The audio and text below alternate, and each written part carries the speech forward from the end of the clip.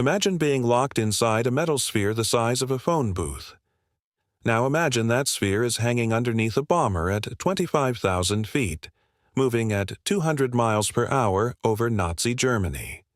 The temperature outside is minus 60 degrees. Flak is exploding all around you.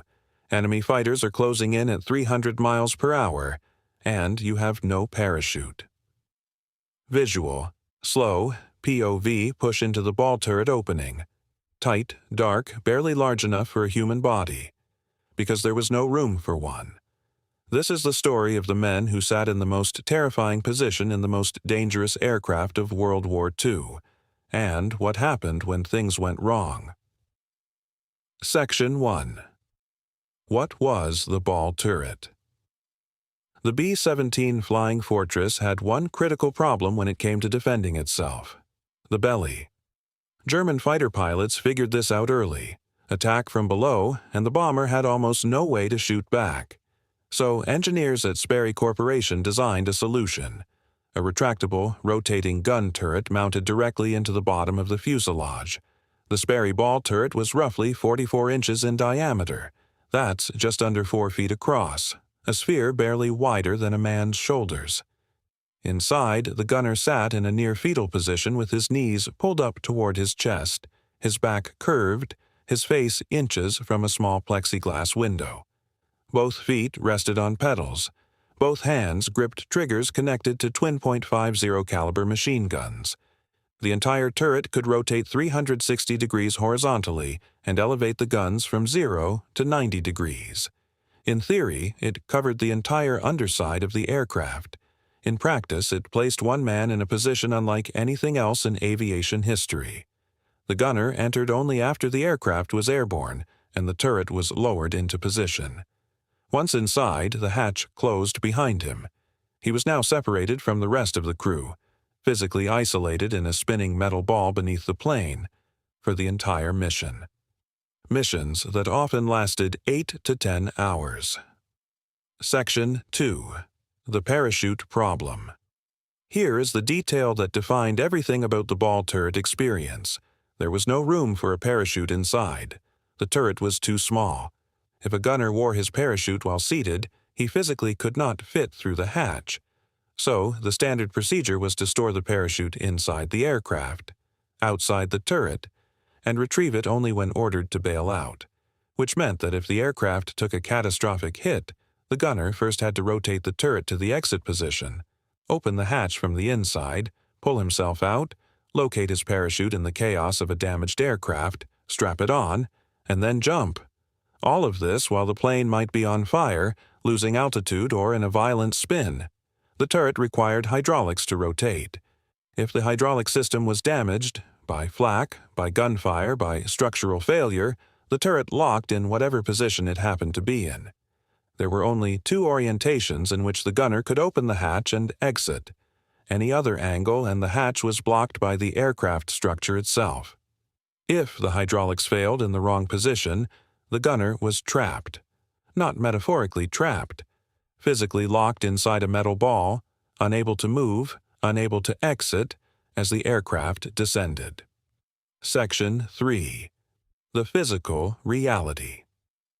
Even on missions where nothing went catastrophically wrong, the ball turret was an exercise in sustained misery. At 25,000 feet, the outside temperature regularly reached minus 60 degrees Fahrenheit. The ball turret had no insulation, metal conducts cold with brutal efficiency, and the gunner's body was in constant contact with that metal. Electrically heated flight suits were standard issue, but they failed regularly.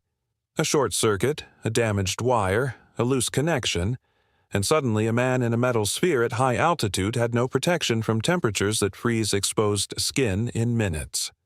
Frostbite was common. Some gunners lost fingers. Some lost feeling in their legs for hours after landing. Then there was the oxygen. Below 10,000 feet, no mask was necessary. Above that altitude, the gunner breathed through a mask connected to a hose running to the aircraft's oxygen supply. If that hose kinked, snagged, or was damaged, if the mask seal failed, if the supply ran out, the gunner had minutes before losing consciousness. and the Flak. German 88mm anti-aircraft guns fired shells that detonated at precisely calculated altitudes, scattering shrapnel across a wide radius.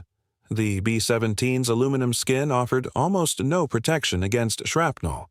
The ball turret's plexiglass window offered even less. Gunners watched flak detonate at eye level, sometimes close enough to see the individual fragments expanding outward. There was nothing to do. You could not maneuver. You could not duck. You sat, you watched, and you hoped the mathematics of probability were in your favor today. Some days they were. Some days they were not. Section 4. When it all went wrong. The men who crewed ball turrets knew the specific ways a mission could turn fatal for them. Not just for the aircraft, but for them in that position, with no parachute within reach. A direct flak hit to the turret was obviously catastrophic.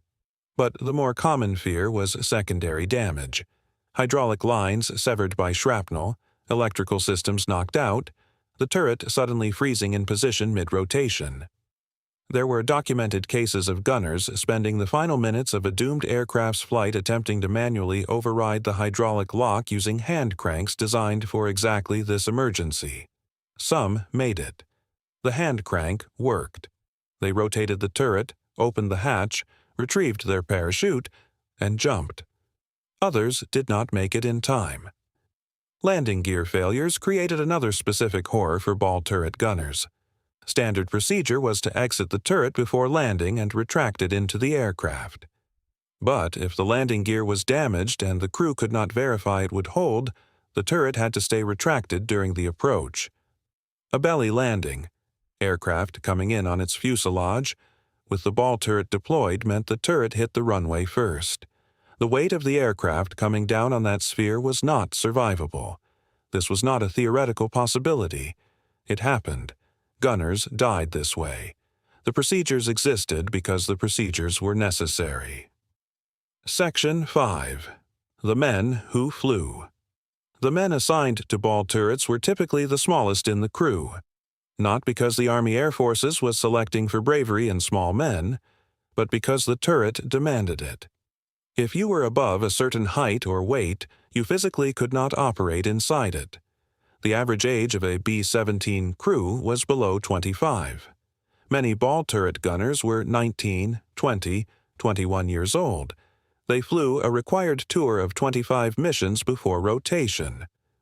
Early in the war, with German defenses at full strength and long-range fighter escorts not yet available, statistical survival across 25 missions was not guaranteed. It wasn't even likely.